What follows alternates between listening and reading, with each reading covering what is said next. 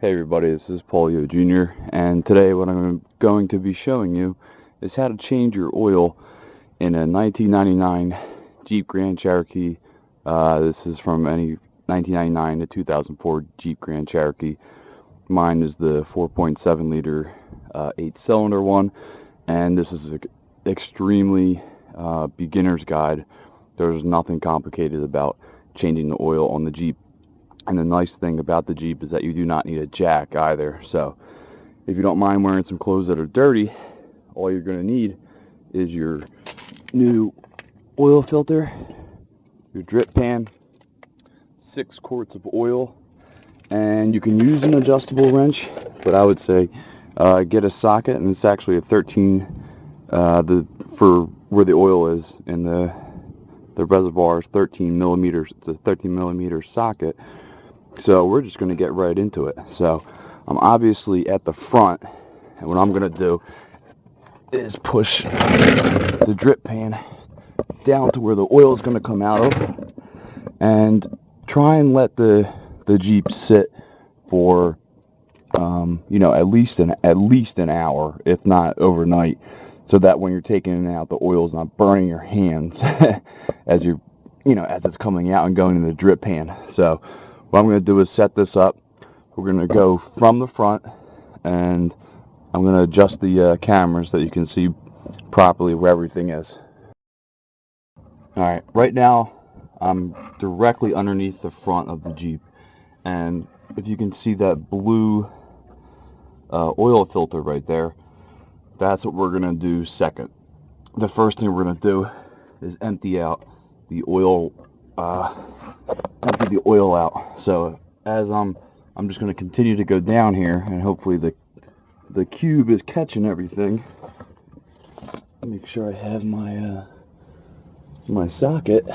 I'm going to take this off. We're going to keep going, and if you can see right there, I even have the flashlight on it. That is the screw that's going to have to come out. And this is the right here, that guy. So let me I'm putting the camera down for a second. I'm trying not to destroy my glasses, and I'm going to grab my socket here and try and, so what we're going to do, I'm going to grab the socket, so excuse the camera for a second, and what we're going to do here, as long as you can see okay, I really don't have anywhere to sit this thing right now that would catch all this. So I have my drip pan, I have a little flashlight here just in case, and we're going to put the drip pan underneath where the oil is going to come out of. Now I'm going to do this with one hand, so hopefully, let's see here, there we go, just a little bit of leverage there, and keep going here, and it'll come out, and it'll come out pretty quick too. And you want to make sure that bolt does not fall. So right now it seems like it's loose enough I can do it with my hand. So you might see some oil come onto my hand, which is fine. I have a towel nearby as well. Let's see. And so far so good. Sometimes I would even wear a latex glove, or maybe I don't have the towel by me. It's not really a towel, it's actually old boxers. So loosen this guy up a little bit more here, but as you can see, it's already starting to come out, but we have the oil going down into the drip pan, but we do not want that bolt to fall into the drip pan, because that's not fun trying to get that guy out. So hopefully that's enough. So we're in the pan, and it's a little warm, it's not too bad, but sometimes it just comes gushing out like that. But I still got a hold of the bolt here, and that's all just going to come out. It looks like it's like still, but it's not. So I'm going to take this guy, rinse off my hand. We're going to let this guy drain for a minute, and then we'll come back and do the once this is done draining, all we're going to do is put that bolt directly back onto it. Once it's completely done, when there's barely anything coming out, all we're going to do is just put that bolt on, and you usually want it nice and snug, if not a little bit tighter than snug, and then we're going to do the oil filter. So I've tightened that guy back there. The screw is back in, all the oil is drained into the drip pan, and I'm going to grab my flashlight, and now we're looking at the actual oil filter. So the oil pan is completely empty, there's nothing left in there, and let's see if this guy holds on. Probably, maybe not, but anyway, this is our guy right here, right underneath the engine. So, and they recommend for the just in general that you do it every 3,000 miles or every 3 months. I went, I guess, like 3,500 miles, which isn't too bad. And now sometimes, I mean, I put this guy on last time, but I'm gonna probably need 2 hands for this. They do have those tools for the oil filter where you can just grab it and turn it. But so what we're gonna want to do here is also get the drip pan underneath the oil filter as well, and then get in to here. So what we're gonna, so this guy right here, obviously we're just gonna turn counterclockwise. I'm gonna need 2 hands to do that.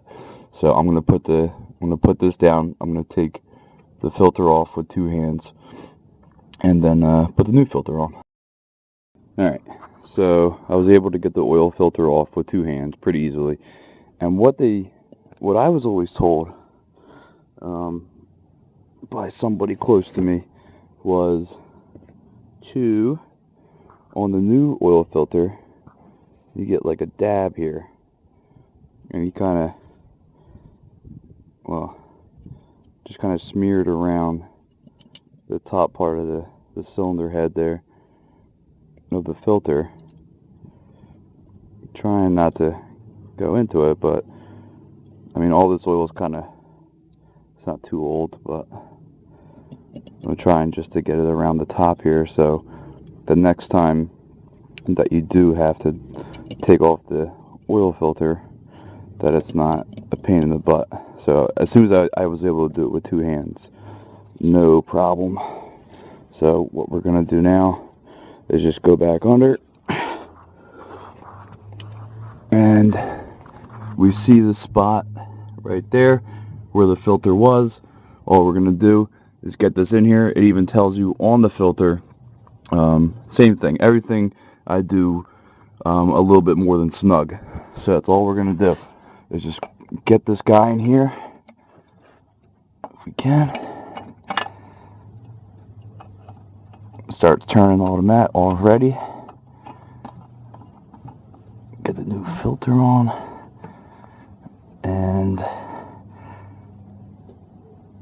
it's not supposed to be like super tight, but if you can do it hand tight, one hand, you're pretty good. Now I might give it a little bit more with 2 hands, but other than that, that would even suffice for that. And then the rest is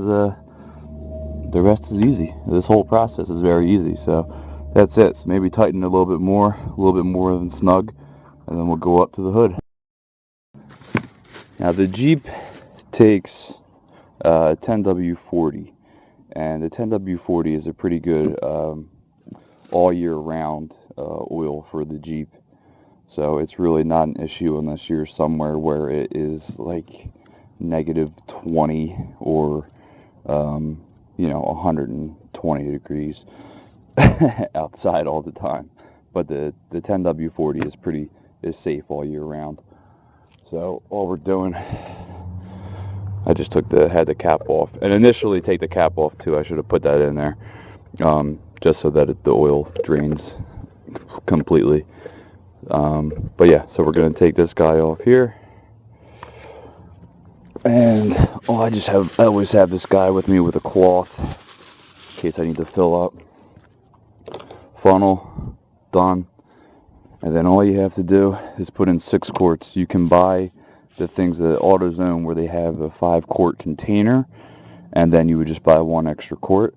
I just bought these 6 because they were less expensive than than buying the 5-quart and 1 quart. So buying the 6 quarts was a little bit cheaper. So, but and that is it. So that's all you're going to be doing is pouring 6 quarts of oil in here, putting the cap back on, and then you have successfully changed your oil and should be good for for a little bit. And then just to show you in the car, there's an option here in the front. I don't have the keys. I don't even want to turn it. I guess I won't start it, but in the front here, and I just do this just for the oil changes. I write everything down anyway. But let's see if it turns on. I don't know if it will. I don't want to go all the way, but anyway, up here as you hit step, it'll say service miles. So when you're done that, just hit reset and it'll come up to 4,000.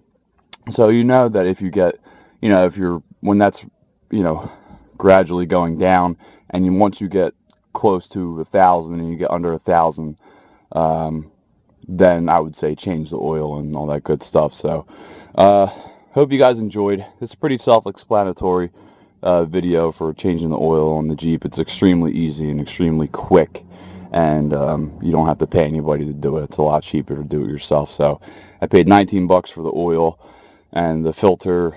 I bought a filter, a fuel filter, and an air filter, and spark plugs all in one package. So everything was really cheap.